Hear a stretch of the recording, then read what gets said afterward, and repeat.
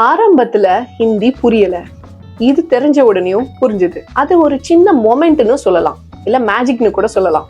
அக்கவுண்ட்ஸை ரொம்ப நேரமா நம்ம போட்டு போட்டு பார்ப்போம், டேலி ஆகவே ஆகாது. இது ஆகவே போறதில்ல அப்படின்னு நினைக்கும் போது டக்குன்னு டேலி ஆயிடும். ஆர்டிஓ ஆஃபீஸ்க்கு லைசன்ஸ்க்கு போறதுக்கு 8 போட்டு போட்டு பார்ப்போம், காலை கீழே விட்டுருவோம், வண்டியை கீழே போட்டுருவோம். இப்படியே போனா ஆர்டிஓ ஆஃபீஸர் மேலதான் வண்டி விட போறோம்னு நினைச்சுக்கிட்டே போவோம். திடீர்னு ஒரு நாள் பாத்தீங்கன்னா 8 போட்டுருவோம். சில பேர் பாத்தீங்கன்னா பிசினஸ் பண்ணணும்னு ரொம்ப ஆசைப்படுவாங்க, மளிகை கடை வைப்பாங்க, ரெஸ்டாரண்ட் வைப்பாங்க, சாஃப்ட்வேர் சப்ளைஸ் வரைக்கும் போவாங்க. எல்லாமே ஃபெயில் ஆயிடும். திடீர்னு ஒரு பிசினஸ் கிளிக் ஆயிடும். இந்த சின்ன மொமெண்ட்டை நம்ம செல்ஃப் ரியலைசேஷன் அப்படின்னு சொல்லலாம், ஒரு ஸ்மால் மொமெண்ட் இல்ல மேஜிக்கல் மொமெண்ட் அப்படின்னு சொல்லலாம்.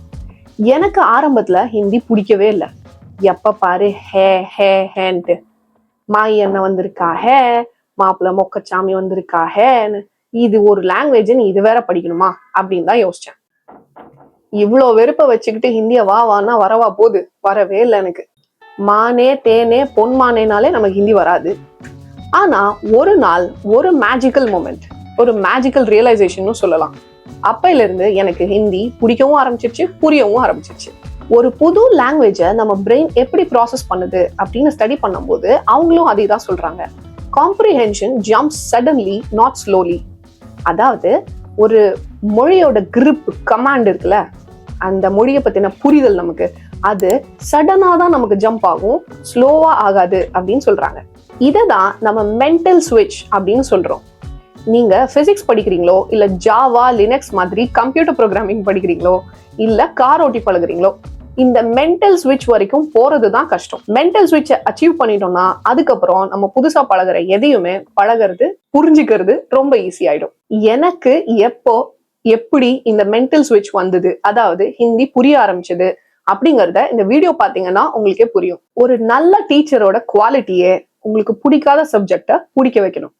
என்னோட இத்தனை வருஷம் எக்ஸ்டென்சிவ் ரிசர்ச் என்ன அப்படின்னா, ஸ்டூடெண்ட்ஸுக்கு பிடிக்காத ஹிந்திய சீக்கிரமா பிடிக்கிற மாதிரி மாத்தணும், அதாவது மென்டல் ஸ்விட்சை சீக்கிரமா கொண்டு வரணும். நீங்க என்னோட சேர்ந்து ஜாலியா ஹிந்திய கத்துக்கணும் அப்படின்னு நினைச்சீங்கன்னா ஸ்கிரீன்ல தெரியற வாட்ஸ்அப் நம்பருக்கு வாட்ஸ்அப் பண்ணுங்க. என்னோட ஆன்லைன் ஹிந்தி கிளாஸஸ் நீங்க ஜாயின் பண்ணிக்கலாம். ஹிந்தி படிக்கணும்னு ஆரம்பிச்சுட்டு நிறைய டைம் வேஸ்ட் ஆகுது, ஆனா அவுட்புட்டே காணோம், யாராவது நமக்கு டவுட்ஸை கிளியர் பண்ணா நம்ம இன்னும் கொஞ்சம் ஃபாஸ்டா படிக்கலாம் அப்படின்னு யோசிச்சீங்கன்னா Hindi with Subha YouTube channel subscribe பண்ணி வச்சுக்கோங்க. உங்களோட டவுட்ஸ் எல்லாத்தையும் நீங்க கமெண்ட் செக்ஷன்ல கிளியர் பண்ணிக்கலாம். உங்களுக்கு டைம் வேஸ்ட் ஆகாம இருக்கிறதுக்கான டிப்ஸ் ரெகுலரா கிடைச்சிட்டே இருக்கும். சப்ஸ்கிரைப் பண்ணீங்கன்னா தான் நம்ம சேனல்ல வர்ற புது வீடியோட நோட்டிபிகேஷன் உங்களுக்கு கிடைக்கும். ஒரு வீடியோவும் உங்களை ஒரு ஸ்டெப் மென்டல் ஸ்விட்ச் கிட்ட எடுத்துட்டு போயிடும். அது வரைக்கும் தான் உங்களுக்கு என்னோட ஹெல்ப் தேவை. ஒன்ஸ் நீங்க மென்டல் ஸ்விட்ச் கிட்ட போயிட்டீங்கன்னா அதுக்கப்புறம் உங்களுக்கு என்னோட உதவி தேவைப்படாது. ஜப்பான்ல கியோட்டோ அப்படிங்கிற இடத்துல இனே அப்படிங்கிற ஒரு கிராமம் இருக்கு. இனே ரொம்ப ஃபேமஸ். இத ஜப்பானோட வெனிஸ், அதாவது மிதக்கும் நகரம் அப்படின்னு சொல்றாங்க. ஏன்னா இங்க ஃபுல்லா தண்ணி தான் இருக்கும், போட் ஹவுஸ் மாதிரி வீடுங்க இருக்கும், வீட்டுக்குள்ள போட் வச்சிருப்பாங்க, அதை வச்சு அவங்க மீன் பிடிப்பாங்க. இங்க வாழ்ற மக்களோட பிரதான தொழிலே மீன் பிடிக்கிறது தான். வியாபாரத்துல கெட்டிக்காரரான கேஜிக்கு ரொம்ப வயசாயிடுச்சு. அதனால அவரோட பையனான யோஷிரோ கிட்ட இனிமே நீயே தினமும் மார்க்கெட்ல கொண்டு போய் மீனெல்லாம் போட்டு காசு வாங்கிட்டு வந்துரு அப்படின்னு சொல்றாரு. யோஷிரோவும் படகை எடுத்துட்டு கிளம்புறான். இவங்க வீட்டுக்கு நேர் எதிரில தான் மார்க்கெட், ஆனா ஆத்த கடந்து போகணும். இவனோட வீட்டுல இருந்து நேரா பார்த்தா மார்க்கெட் இருக்கா, அதுக்கு பக்கத்துல லெஃப்ட் சைட்ல, இவனுக்கு லெஃப்ட் சைட்ல லைட் ஹவுஸ் இருக்கு. வெற்றிகரமா மீனை மார்க்கெட்ல போட்டு காசு வாங்கிட்டு திரும்பி வரான் யோஷிரோ. ஆனா வரும்போது ரொம்ப கோவமா வரான். மீன் குழம்பு வைக்கலன்னு கோவமா வந்திருப்பாரோ? எது? ஃப்ளூயன்சி பூஸ்ட் அகாடமியோட ஃபேக்கல்டி பிரியா மிஸ். பாப்பா, मार्केट तो हमारे सामने ही है, मगर सारे लोग लेफ्ट क्यों जा रहे हैं? பாப்பா, அதாவது அப்பா, மார்க்கெட், மார்க்கெட்னா தெரியும், மார்க்கெட் அதேதான் இல்லையா? மார்க்கெட் தோ, மார்க்கெட், அந்த தோங்கிறது ஒரு கனெக்டர் வேர்டுங்க. இது ஏற்கனவே இதுக்கு முன்னாடி வீடியோஸ்ல நம்ம கனெக்டர் வேர்ட்ஸ் நிறைய பார்த்திருக்கோம். ஒரு தடவையும் கனெக்டர் வேர்ட்ஸ் நான் கரெக்டா இது கனெக்டர் வேர்ட்னு சொல்லியே எக்ஸ்பிளைன் பண்ணியிருக்கேன்.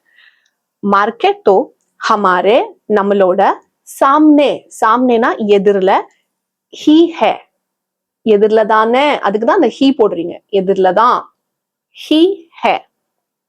மகர், ஆனா, மகர்னா பட் இங்கிலீஷ்ல, ஆனா, சாரே லோக், லோகுனா மக்கள், சாரே லோகுனா எல்லாரும், லெஃப்ட் அதேதான், லெஃப்ட் ரைட்டோட லெஃப்ட், கியூ ஏன், ஜா ரஹே ஹே, ஜானா போறது, ஜா ரஹே ஹே மீனிங் போறாங்க, போயிட்டு இருக்காங்க அப்படின்னு கேக்குறான். மார்க்கெட் நம்மளோட எதிரில தானே இருக்கு, எதுக்கு எல்லாரும் லெஃப்ட்ல போறாங்க அப்படின்னு கேக்குறான். அது ஜப்பான்ல ஹிந்தி பேசுறாங்க. அவங்க டெல்லியில இருந்து ஜப்பான் போய் செட்டில் ஆனவங்க, அதனால எல்லாருக்கும் ஹிந்தி தெரியும். மார்க்கெட் நமக்கு நேரா தானே இருக்கு, அப்ப லைட் ஹவுஸும் நேரா தானே வச்சிருக்கணும். லைட் ஹவுஸ தப்பா லெஃப்ட்ல தள்ளி வச்சதுனாலதான் எல்லாருக்கும் மார்க்கெட் போறதுக்கு லேட் ஆகுது அப்படின்னு அவங்க அப்பா கிட்ட வந்து கம்ப்ளைண்ட் பண்றான். பாப்பா, லைட் ஹவுஸ் को गलत जगह पर रखा है, इसीलिए सबको लेट हो रहा है. லைட் ஹவுஸ் கோ, லைட் ஹவுஸ் है, அந்த லைட் ஹவுஸ் கோ அப்படிங்கிறது லைட் ஹவுஸ், गलत जगह पर, गलतना தப்பான, ஜக ஜகஹ அப்படின்னு இருக்கு, நீங்க ஜக அப்படின்னு சொன்னா போதும், ஜகேன்னு கூட சொல்லுவாங்க, ரெண்டுமே கரெக்ட். ஜகே அப்படின்னா இடம், ஜகே பர் அப்படின்னா இடத்துல, ரக்கா ஹே வச்சிருக்காங்க, இசிலியே அதனாலதான், சப்கோ எல்லாருக்கும், லேட் ஹோ ரஹா ஹே லேட் ஆயிட்டு இருக்கு. அவங்க அப்பா சொல்றாரு, नहीं बेटा, जब तुम बोट को लेफ्ट मोड़ के जाते हो, नदी तुम्हें राइट घुमा देती है. नहीं बेटा, அதாவது இல்ல, பேட்டாங்கிறது பையன், இங்க நீங்க வந்து பொண்ணை கூட பேட்டான்னு சொல்லலாம், இதுவும் நம்ம ஆல்ரெடி பார்த்திருக்கோம். नहीं बेटा, जब, जबना எப்ப எல்லாம், எப்போ, ஜப்னா எப்போ, தும் நீ, போட் கோ போட்ட, லெஃப்ட் லெஃப்ட் டைரக்ஷன்ல, மோடுக்கே திரும்பி திருப்பி அப்படின்னு அர்த்தம். மோடு மோடோ அப்படின்னா திரும்பு இல்லைன்னா திருப்பு அப்படின்னு அர்த்தம். மோடுக்கே திருப்பிட்டு, ஜாத்தே ஹோ போறல்ல, ஜாத்தே ஹோ போகும்போது போறல்ல, நதி நதினா அதேதான், ஹிந்திலையும் தமிழ்லையும் நதி ரிவர். தும்ஹே உன்ன, ரைட் ரைட் சைட்ல, குமா அதாவது திருப்பி விட்டுரும், சுத்தி விட்டுரும் அப்படின்னு சொல்றதுக்கு தான் குமா அப்படின்னு சொல்லுவோம். குமானா சுத்துறது, குமோ அப்படின்னா சுத்துறது, குமா அப்படின்னா சுத்தி விட்டுரும். குமா தேத்தி ஹே, நதி வந்து உன்னை சுத்தி விட்டுரும், குமா தேத்தி ஹே. அப்பா அவரோட பையன் கிட்ட சொல்றாரு, நான் எப்பவுமே நதியை எதிர்த்து போட்டை ஓட்டிட்டு போனது இல்லப்பா, எப்பவுமே நதி கூட தான் நான் போவேன். லைட் ஹவுஸ் அதனாலதான் லெஃப்ட்ல வச்சிருக்காங்க, அதனால நம்ம போட்டை எடுத்த உடனே லெஃப்ட் திருப்பிடணும், நதி நம்மள கொஞ்சமா ரைட் திருப்பி விட்டுரும், அப்ப நம்ம கரெக்டா மார்க்கெட் போய் சேர்ந்துருவோம் அப்படின்னு சொல்றாரு. சும்மாவா, அவரோட 50 வருஷம் அனுபவம், மீன்பிடி தொழில்ல அவர் தான் அந்த ஊர்லயே ஃபேமஸ். டெல்லியில இருந்து ஜப்பானுக்கு போய் மீன் பிடிக்கிறாங்களா? प्रिया मैं अभी क्लास नहीं है, आपको जाके क्लास स्टार्ट करना.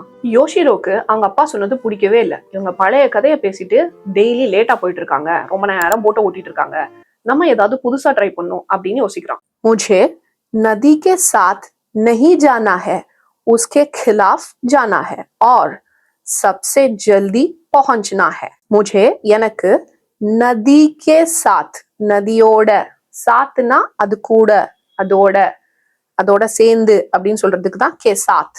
நதி கே சாத் नहीं जाना है, போக வேண்டாம். उसके खिलाफ அப்படின்னா அதுக்கு எதிர்த்த மாதிரி, எதிர்த்து, जाना है போகணும், नहीं जाना है ना போக வேணாம், जाना है ना போகணும், और அப்புறமா அப்புறம், सबसे எல்லார விட, जल्दी வேகமா, पहुंचना है போய் சேர்ந்துடணும், पहुंचना ஒரு இடத்துக்கு போய் சேர்ந்துடுறது, जल्दी पहुंचना है. எல்லாரும் லெஃப்ட் திரும்பினாலும் யோஷிரோ மட்டும் வேகமா போட்டை மார்க்கெட்டை பார்த்த மாதிரி ஓட்டிட்டு போறான். ஆனா அவன் போய் சேர்ந்த இடம் மார்க்கெட்டுக்கு ரைட் சைட்ல இருக்கிற சுடுகாடு. அப்பதான் அவனுக்கு ஒரு விஷயம் புரியுது, நம்ம என்னதான் வேகமா ஓட்டினாலும் நம்ம போட்டை லெஃப்ட் தான் திருப்பி இருக்கணும், ஏன்னா நதி ஸ்பீடா போறதுனால அது கூடவே சேர்ந்த மாதிரி நம்மள ரைட்ல திருப்பி விட்டுரும் நதி அப்படிங்கிறது. அப்பதான் அவனுக்கு புரியுது, ச்சே, இதனாலதான் லைட் ஹவுஸ பாரம்பரியமா லெஃப்ட்ல வச்சிருக்காங்களா, இது தெரியாம அப்பா வேற எதிர்த்து பேசிட்டோம் அப்படின்னு சொல்லி அவங்க அப்பா கிட்ட போய் சாரி கேட்கறான். ஆனா அவங்க அப்பா சொல்றாரு, mistakes R the best teachers. நீ தப்பு பண்றதுக்கு பயந்தாதான் தப்பு, நீ தப்பு பண்ணிருக்க, அதுல இருந்து ஒண்ணு பழகிருக்க, இது உன்னை ரொம்ப பெரிய உயரத்துக்கு கொண்டு போகும் அப்படின்னு பிளஸ் பண்றாரு யோஷிரோவோட அப்பா. நீங்க ஹிந்தி கத்துக்கிறீங்களோ இல்ல வேற எந்த மொழி கத்துக்கிறீங்களோ, அந்த மொழியில உங்களுக்கு பிடிக்காத சவுண்ட் இருக்கலாம், இல்ல உங்களுக்கு பிடிக்காத சில வேர்ட்ஸ் இருக்கலாம். அது பிடிக்கல அப்படிங்கிறதுக்காக அது எதிர்த்து போகணும் இல்லைன்னா அது விட்டுட்டு போகணும்னு நினைச்சீங்கன்னா உங்களால அந்த மொழியை கத்துக்க முடியாது. மொழியும் ஒரு நதி மாதிரி தான், அதோட ஃப்ளோலயே போனீங்கன்னா உங்களுக்கு அந்த மொழி பிடிக்கவும் ஆரம்பிச்சிடும், புரியவும் ஆரம்பிச்சிடும். அப்ப உங்களுக்கு மென்டல் ஸ்விட்சும் வந்துடும். எனக்கு எப்ப மென்டல் ஸ்விட்ச் வந்துச்சுன்னா, ஒரு தடவை நான் டிராவல் பண்ணும்போது மகாராஷ்டிராவை சேர்ந்தவர், மராட்டி பேசுறவர், அவரை மீட் பண்ணேன். அவர்கிட்ட நான் சொன்னேன், எனக்கு ஹிந்தி பிடிக்காது, இல்லை எப்ப பாரு ஹே ஹேன்னு இருக்காதுனால நான் பேசுறதே இல்லை, ஆனா மராட்டி கத்துக்கணும்னு ஆசையா இருக்கு, நீங்க ஒரு 2-3 சென்டென்ஸ் சொல்லுங்க, நான் சீக்கிரம் பழகிடுவேன் அப்படின்னு சொன்னேன்.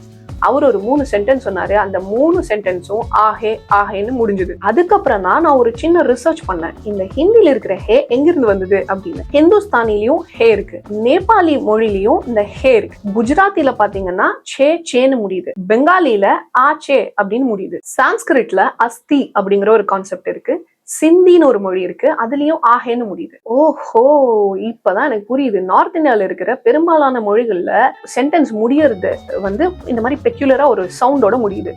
அதுக்கப்புறம் இந்த ஹே பிடிக்கலங்கிற பேச்சே இல்லை. இன்ஃபேக்ட் நான் அதை வந்து பிடிக்கிற மாதிரி மாத்திக்கிட்டேன். அப்பதான் எனக்கு இந்த மென்டல் ஸ்விட்ச் வந்தது.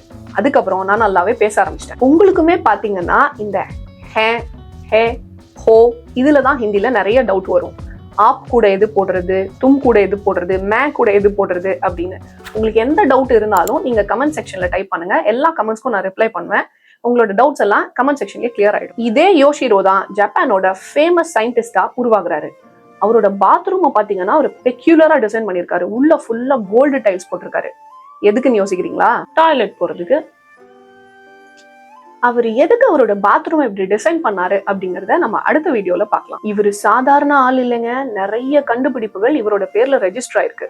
3000க்கும் மேற்பட்ட காப்புரிமை இவர் வச்சிருக்காரு. அந்த டாய்லெட்டுக்குமா காப்பிரைட் வாங்கி வச்சிருக்காரு? ஆமா, தங்கத்திலேயே செஞ்சதுன்னு சொன்னதுனால கேட்டேன். எடு அந்த குச்சிய. ஆமே, கொஞ்சம் ஸ்டண்ட் ஆக்ஷன்லாம் தேவைப்படுது, முடிச்சுட்டு வந்துடுறேன். ஆக்ஷன் வேர்ட்ஸ் உங்களுக்கு தெரியும். ஆக்ஷன் வேர்ட்ஸ் என்னன்னு, ஆனா எப்படி படிக்கணும் எப்படி படிக்க கூடாது அப்படின்னு உங்களுக்கு தெரியாது.